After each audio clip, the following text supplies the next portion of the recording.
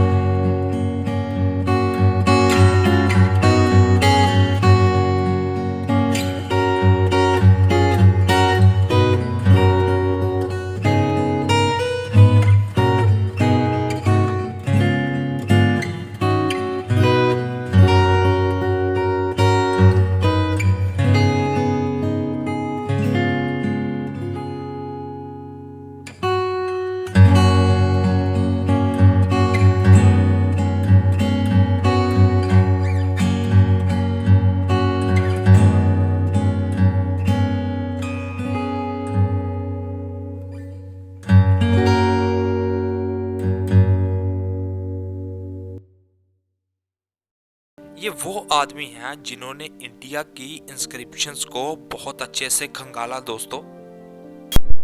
Inscriptions को दोस्तों land grants के लिए, लैंड सिस्टम्स के लिए और क्या चीज डोनेट की गई एज अ गिफ्ट, यह चीजें स्टोर करने के लिए यूज की जाती थी। इंस्क्रिप्शन का इस्तेमाल रॉयल ऑर्डर और धार्मिक घोषणा के लिए भी किया जाता था। अगला टॉपिक है लिटरेरी रिसोर्सेज। हमारे भारत को लिखना 2500 बीसी के आसपास आ गया था। इसका सबूत देते हैं मैन्यूस्क्रिप्ट्स। दोस्तों भारत में पहले पाम के पत्तों के ऊपर लिखा जाता था और उसके बाद शीप लेदर भी इसके लिए यूज की गई। सबसे बड़े उदाहरण है वेद, रामायण, महाभारत, पुराण। ये सब हमें लोगों का सोशल कल्चर बताते हैं। इन वैदिक टेक्स्ट को पढ़ने के लिए हमें जरूरी पड़ती है वेदांगा सीखने, और चीजें जो हम सीख पाते हैं इन सभी पुराण से वो है शिक्षा, कल्पा, व्याकरण, निरुक्ता, चंदा और ज्योतिष।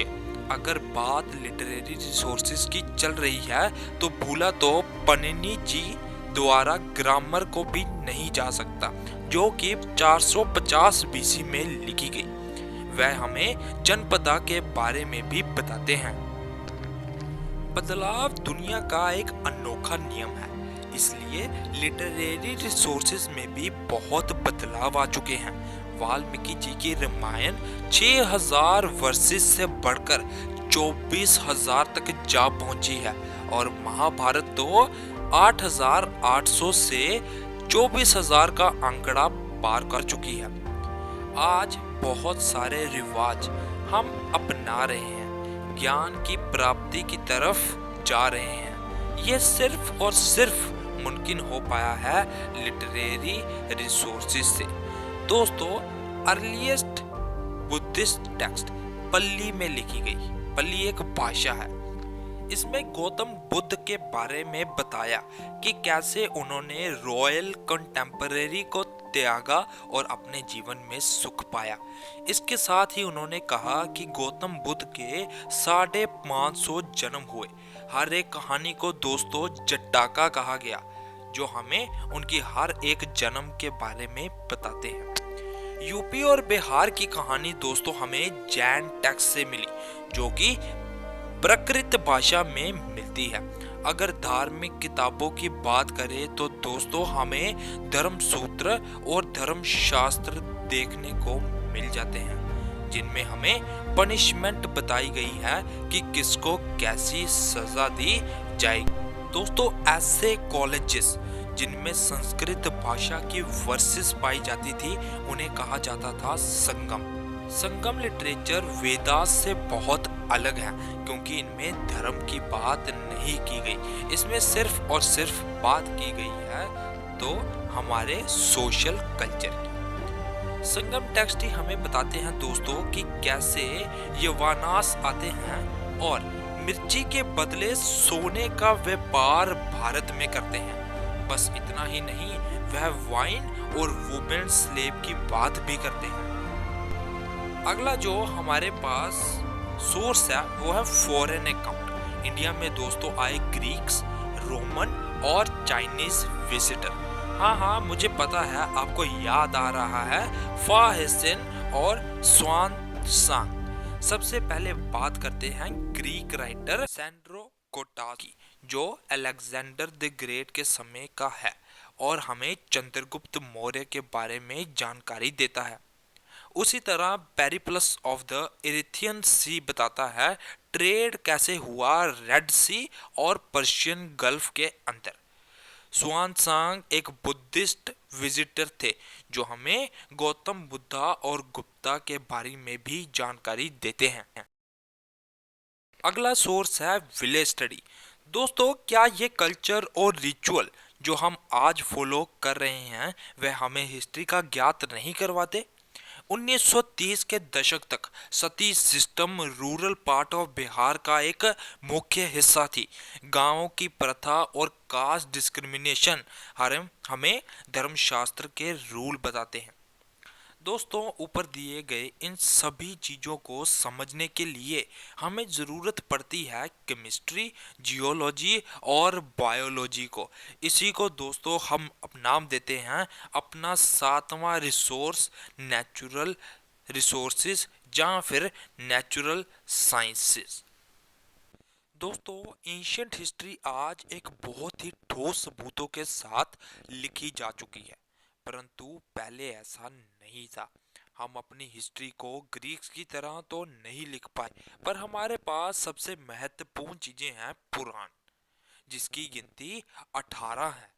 पुराण सागर एक मिथ भी है, तो हमारे पास उस समय की इंस्क्रिप्शंस और सिक्के भी हैं दोस्तों, जो इस चीज का प्रमाण है।